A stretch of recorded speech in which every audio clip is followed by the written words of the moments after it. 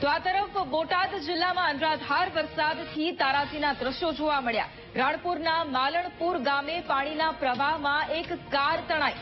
માલણપુરથી હડમતાળા ગામના રસ્તા પર એક કાર તણાતી જોવા મળી હતી। સ્થાનિકોએ કારમાં સવાર બંને લોકોનું રેસ્ક્યુ પણ કર્યું છે। કાર ચાલક બોલિયા ગામના હોવાની પ્રાથમિક માહિતી પણ સામે આવી છે। આ દ્રશ્યો કે જ્યાં એક તરફ અનરાધાર વરસાદને કારણે તારાજીના દ્રશ્યો જોવા મળ્યા છે। બોટાદ જિલ્લાના આ દ્રશ્યો છે।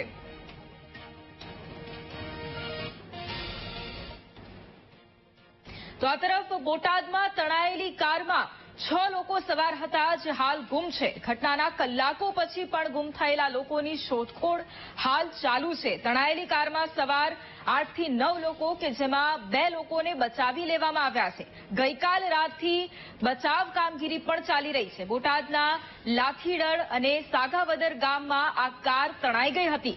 લાઠીદળ ગામનો પરિવાર કારમાં સવાર હોવાની પ્રાથમિક માહિતી પણ સામે આવી છે, જેમાં 2 લોકોને બચાવી લેવામાં આવ્યા હતા। બાકીના અન્ય 6 લોકો ગુમ છે જેમને શોધવામાં આવી રહ્યા છે। રેસ્ક્યુ કામગીરી પણ ચાલી રહી છે અને તેના માટે વડોદરાથી એનડીઆરએફની ટીમ બોટાદ આવવા માટે પણ રવાના થઈ છે।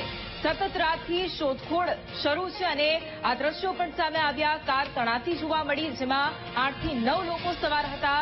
2 લોકો કે જેમને બચાવી લેવામાં આવ્યા છે, જ્યારે અન્ય 6 જેટલા લોકો કે જે હજુ પણ ગુમ છે તે લોકોની શોધખોળ ચાલી રહી છે। વડોદરાથી એનડીઆરએફની ટીમ પણ બોલાવવામાં આવી છે, તે પણ આ બચાવ કામગીરીમાં હવે જોડાશે। 2 લોકોનો બચાવ, પરંતુ બોટાદના આ દ્રશ્યો કે જ્યાં અનરાધાર વરસાદ સતત વધી રહ્યો છે। આ 2 અલગ અલગ દ્રશ્યો છે કે જ્યાં એક તરફ નદીમાં કાર તણાતી જોવા મળી રહી છે, પરંતુ 2 લોકો કે જેમનો બચાવ કરવામાં આવ્યો છે। 2 યુવકનું રેસ્ક્યુ થયું છે, જ્યારે અન્ય 6 લોકો ગુમ છે અને એમની શોધખોળ હાલ ચાલુ છે।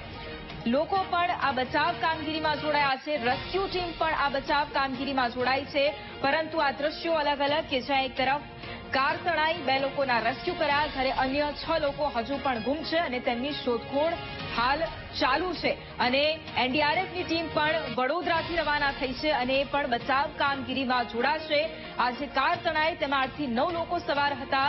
ગઈકાલે રાત્રે આ કાર તણાઈ હતી અને ગઈકાલ રાતથી જ જે અન્ય ગુમ લોકો છે તેમની પણ શોધખોળ ચાલી રહી છે। પાણીના પ્રવાહમાં આ કાર તણાઈ ગઈ હતી। હજુ પણ બોટાદમાં અતિ ભારે વરસાદની આગાહી છે અને તેવામાં આ રેસ્ક્યુની કામગીરી હાલ ચાલી રહી છે। કારમાં સવાર 8 થી 9 લોકો કે જેમાંથી 6 લોકો ગુમ છે।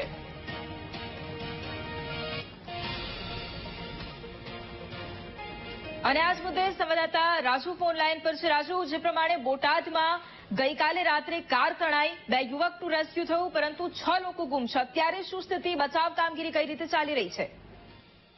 વાત કરીએ તો સમગ્ર બોટાદ જિલ્લાની અંદર ગઈકાલે સાંજથી સાર્વત્રિક વરસાદ પડી રહ્યો છે। જિલ્લાના તમામ તાલુકા અને ગ્રામ્ય મથકમાં કંઈક વધારે તો કંઈક ખાસ વરસાદ પડી રહ્યો છે, ત્યારે બોટાદ જિલ્લાનો લાઠીદળથી સાંગાવદર ગામે જવાના રસ્તે એક નદીનું જે વહેણ આવેલું છે ને તેની જ અંદર એક ઇકો કાર ચાલકે ઇકો કાર નાખી હતી અને આ કાર તણાઈ હતી।